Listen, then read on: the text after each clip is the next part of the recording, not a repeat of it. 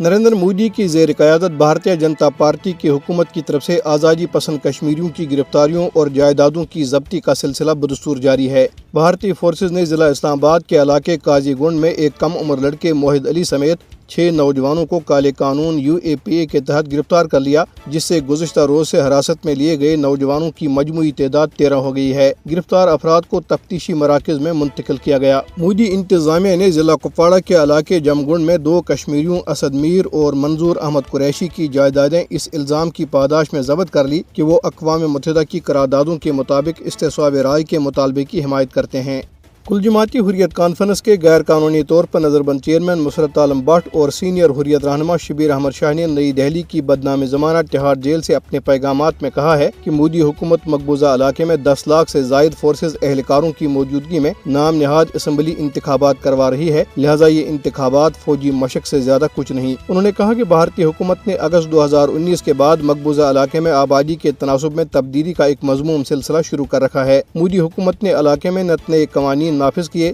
لاکھوں بھارتیوں کو علاقے کے ڈومیسائل سرٹیفکیٹس دیے، انتخابی حلقوں میں تبدیلی عمل میں لائی، لیفٹیننٹ گورنر کے اختیارات میں اضافہ کیا، اور ان سارے اقدامات کا واحد مقصد بھارتیہ جنتا پارٹی کے حق میں میدان صاف کرنا ہے۔ دریاسنا کل جماعتی حریت کانفرنس کے ترجمان ایڈوکیٹ عبدالرشید منہاس نے لوگوں پر زور دیا ہے کہ وہ تحریک آزادی کے عظیم قائد سید علی گیلانی کو ان کی 3ری برسی پر شاندار خراج عقیدت پیش کرنے کے لیے یکم ستمبر اتوار کو سری نگر کے علاقے حیدر پورہ میں ان کی قبر پر بھرپور حاضری دیں اور مرحوم کے لیے فاتح خوانی کریں۔ بابائی حریت سید علی گیلانی یکم ستمبر 2021 کو سری نگر میں اپنے گھر میں نظر بندی کے دوران داعیے اجل کو لبیک کہہ گئے تھے۔ سری نگر میں ڈائلیسس کے مریضوں نے احتجاجی مظاہرہ کیا اور ڈائلیسس سینٹرز بند کرنے کے بھارتی حکومت کے فیصلے کی شدید مذمت کی۔ مریضوں اور ان کے اہل خانہ نے پلے کارڈ اٹھا رکھے تھے جن پر ڈائلیسس سینٹر بند کرنے کے فیصلے کے خلاف نعرے درج تھے۔ انہوں نے کہا کہ مودی حکومت مقبوضہ جموں کشمیر کے عوام کی صحت کی ضرورت کو نظر انداز کر رہی ہے۔